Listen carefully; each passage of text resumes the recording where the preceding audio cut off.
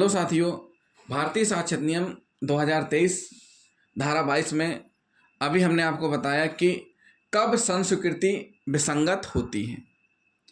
उसी में हम पढ़ेंगे संस्वीकृति के प्रकार, कितने प्रकार की संस्वीकृति होती हैं।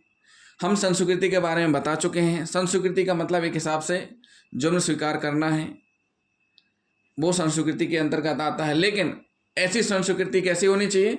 स्वैच्छिक होनी चाहिए, किसी दबाव पूर्वक नहीं करवाई जानी चाहिए।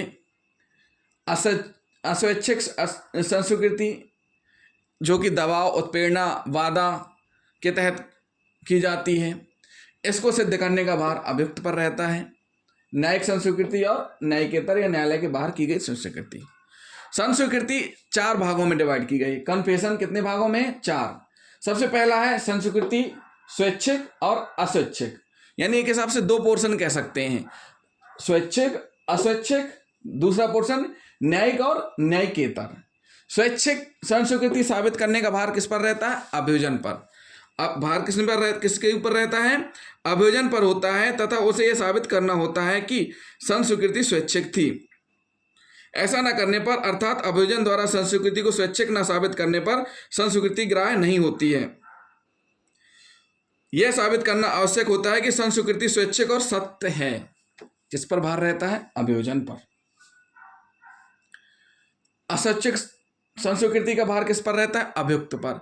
यहाँ जो अभियोजन आ रहा है, अभियोजन का मतलब हम आपको बता देते हैं कि कोई भी मामला जब रजिस्टर्ड होता है, इन्वेस्टिगेशन एजेंसियां इन्वेस्टिगेशन करती हैं और मामला कंप्लीट करने के बाद चालान न्यायालय में पेश किया जाता है। जैसे ही न्यायालय पर चालान पेश हो जाता है, न्यायालय में चालान पहुंचता है, वहां पर एक पक्ष कहला जाता है अभियोजन का, दूसरा पक्ष कहला जाता है आरोपी का। अभियोजन यानी फरियादी पक्ष यानी शासन का पक्ष, और दूसरा पक्ष आरोपी का पक्ष। तो यहाँ स्वैच्छिक संस्वीकृति साबित करने का भार किसका है? अभियोजन का। अस्वैच्छिक संस्वीकृति अगर कोई जबरदस्ती, उत्पीड़न, दबाव, बाधा के साथ ली गई है तो यहां पर साबित किसको करना पड़ेगा? अभियुक्त को। न्यायिक संस्वीकृति एक ऐसी संस्वीकृति जो अभियुक्त के द्वारा मजिस्ट्रेट के समक्ष ली जाती है। लेकिन यहाँ पर एक चीज ध्यान रहे कि जिन मजिस्ट्रेट महोदय के समक्ष संस्वीकृति ली जाती है उनको अवगत कराना आवश्यक है अभियुक्त को कि आपके द्वारा जो संस्वीकृति ली जा रही है इसका उपयोग आपके विरुद्ध किया जाएगा। यानी कि आप कन्फेशन कर रहे हैं, यदि आपने अपना जुर्म स्वीकार कर लिया तो आपको सजा दी जाएगी। न्यायिकेतर या न्यायालय के बाहर संस्वीकृति, बहुत बार ऐसा देखने को मिलता है कि न्यायालय से बाहर भी संस्वीकृतियां होती हैं, लेकिन ये थोड़ा सा ग्राह्य कम होती है। जैसे सरपंच के सामने संस्वीकृति करना, इनकी मतलब साक्ष्य बहुत कम मायने रखती है। तो ये हो गया संस्वीकृति के प्रकार में हमने पढ़ लिया। स्वैच्छिक संस्वीकृति, अस्वैच्छिक संस्वीकृति, न्यायिक संस्वीकृति, न्यायिकेतर या न्यायालय के बाहर की गई स्वीकृति या संस्वीकृति। अब हम पढ़ेंगे स्वीकृति और संस्वीकृति के बारे में क्या अंतर है। हमने पहले आपको स्वीकृति के बारे में पढ़ाया है कि स्वीकृति कौन कर सकता है, उनकी तरफ से कितने लोग कर सकते हैं, ये हम आपको बता चुके हैं। तो स्वीकृति से संबंधित हमारा वीडियो आप देख सकते हैं जिन साथियों ने अभी तक नहीं देखा है। संस्वीकृति ऐसी स्वीकृति को कहते हैं जो किसी ऐसे व्यक्ति ने की है जिस पर किसी अपराध का आरोप है। अब देखिए, स्वीकृति में ही संस्वीकृति है, संस्वीकृति में स्वीकृति है। मतलब स्वीकृति हो गई मेन जात और संस्वीकृति हो गई उसकी उपजात। यानी मैन क्या हो गया, जैसे कहते हैं ना, मैन नाम हो गया स्वीकृति और निक नेम हो गया संस्वीकृति। तो संस्वीकृति किसके द्वारा की जाएगी? जिस पर अपराध का आरोप है। किस पर की जाएगी? जिस पर अपराध का आरोप है। संस्वीकृति ऐसे व्यक्ति को, संस्वीकृति ऐसी स्वीकृति को कहते हैं, संस्वीकृति ऐसी स्वीकृति मतलब ऐसा कथन को कहते हैं जो किसी ऐसे व्यक्ति ने की है, जो कि स्वीकृति यानी जुर्म स्वीकार एक ऐसे व्यक्ति ने किया है जिस पर किसी अपराध का आरोप है और जो किसी विवादक या सुसंगत तथ्य के बारे में कोई अनुमान इंगित करता है कि उसने अपराध किया है। यदि ऐसा यदि ऐसी स्वीकृति सिविल मामले में की जाती तो वह स्वीकृति कहलाती। अगर इस प्रकार की स्वीकृति किसी विवादक सुसंगत तथ्य से संबंधित है, की जा रही है, तो वह सिविल मामलों में है तो वह स्वीकृति कहलाती है। और जब ऐसे व्यक्ति द्वारा की जाए जिस पर अपराध का आरोप है तो उसे संस्वीकृति कहते हैं। जब सिविल मामलों में की जाती है तो क्या कहलाती है? स्वीकृति कहलाती है। जब अपराध से संबंधित जिस पर अपराध का आरोप है उसके द्वारा की जाती है तो संस्वीकृति कहते हैं। एक उदाहरण से हम आपको समझाते हैं। उदाहरण कैसे? का पर गा की हत्या का आरोप था। का अभियुक्त है जिस पर आरोप है कि उसने गा की हत्या की है। गा जिसकी हत्या हुई है, गा की लाश एक कुएं में बरामद की गई थी। का ने कहा कि पीपल के पेड़ के पास कुएं झांकते समय सा ने लाश को देखा। का ने कहा, जिसने मर्डर किया है, उसने कहा कि पीपल के पेड़ के पास कुएं झांकते समय सा ने लाश को देखा। तो यह स्वीकृति थी, ना कि संस्वीकृति।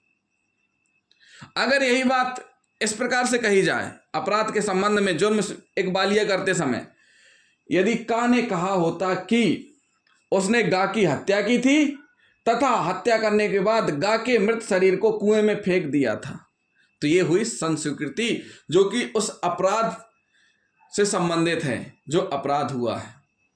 तो साथियों, और उदाहरण हम आपको बता देते हैं।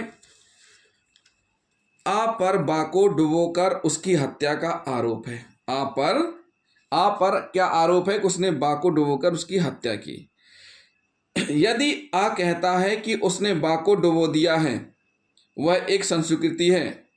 परंतु यदि वह कहता है कि मैं तथा बा, यानी आ तथा बा नदी में स्नान कर रहे थे, सा आया और बा को डुबाने लगा और आ ने बा को बचाने की कोशिश की परंतु बचा नहीं सका, यह स्वीकृति है, ना कि संस्वीकृति। एक और उदाहरण देते हैं। ना पर चलती गाड़ी में जा की हत्या का आरोप था। ना पर चलती गाड़ी में जा की हत्या का आरोप था। उसने कहा कि वह मृतक के साथ यात्रा कर रहा था। एक एल ने गाड़ी में प्रवेश किया। वह जा को शौचालय में ले गया और उसे पीटने लगा। मैंने उसे बचाने की कोशिश की परंतु यद्यपि मुझे चोट लगी, मैं उसे बचा नहीं पाया। यह कथन का की स्वीकृति थी, संस्वीकृति नहीं। यदि उसने कहा होता कि उसने जा की हत्या की थी या कि उसने चाकू से जा की गर्दन काटी थी, यह संस्वीकृति के तुल्य होती। क्या होती? संस्वीकृति के तुल्य होती। तो साथियों, अब हम आपको बता चुके हैं स्वीकृति और संस्वीकृति में अंतर। मतलब जहां अपराध को स्वीकार कर रहा है कि हाँ उसने हत्या की थी, हत्या करने के बाद बॉडी वहां पर कर दी, जिससे एक नया तथ्य सामने आ रहा है, तो वो क्या कहलाएगा? संस्वीकृति कहलाएगी। लेकिन जब एक प्रकार से कथन के रूप में आ रही बात कि हाँ उसने देखा था, जिसमें ये नहीं आ रहा कि अपराध स्वीकृत हो रहा है, उस स्थिति में वो स्वीकृति कहलाएगी। अब हम स्वीकृति और संस्वीकृति में कुछ अंतर देख लेते हैं। स्वीकृति सिविल मामलों में लागू होती है साधारणतः स्वीकृति सिविल मामलों में लागू होती है। संस्वीकृति का प्रयोग आपराधिक कार्रवाइयों में किया जाता है। स्वीकृति कौन कर सकता है? स्वीकृतिवाद के पक्षकारों, उनके हित प्रतिनिधियों या उनके एजेंट द्वारा की जा सकती है। संस्वीकृति स्वयं अभियुक्त द्वारा की जाती है। स्वीकृति प्रायः लिखित समझौतों में लागू होती है। संस्वीकृति दोष स्वीकार करने वाले कथनों तक सीमित होती है। स्वीकृति स्वीकृत तथ्यों का निश्चायक सबूत नहीं होती है। संस्वीकृति यदि वह स्वतंत्र एवं स्वैच्छिक है तो वह निश्चायक सबूत के रूप में ग्राह्य की जा सकती है। एक व्यक्ति द्वारा की गई स्वीकृति दूसरे के विरुद्ध साक्ष्य नहीं हो सकती है, परंतु संस्वीकृति एक ही अपराध के लिए संयुक्त रूप से निश्चित किए जा रहे दो या अधिक अभियुक्तों में से एक अभियुक्त द्वारा की गई संस्वीकृति को सह अभियुक्त के विचार में लाया जा सकता है। सभी स्वीकृतियां संस्वीकृतियां नहीं हो सकती। यह हमने आपको उदाहरण में बता दिया कि यहां स्वीकृति है तो वो संस्वीकृति नहीं होगी। लेकिन सभी संस्कृतियों में स्वीकृतियां होती हैं। सभी स्वीकृतियों में संस्वीकृतियां नहीं हो सकती, जबकि सभी संस्कृतियों में स्वीकृतियां होती ही हैं। तो साथियों, ये हुआ संस्कृति से संबंधित, जिसमें हमने आपको संस्कृति के प्रकार के बारे में बताया, फिर स्वीकृति और संस्कृति में अंतर भी समझाया है। तो जिन साथियों ने अभी तक हमारा चैनल सब्सक्राइब नहीं किया है तो सबसे पहले हमारा चैनल सब्सक्राइब कर लें और बेल आइकन बटन दबाना ना भूलें। साथ ही साथ कमेंट भी करते जाएं और हमें सपोर्ट करने के लिए हमारे वीडियो को अधिक से अधिक शेयर करें। थैंक यू साथियों।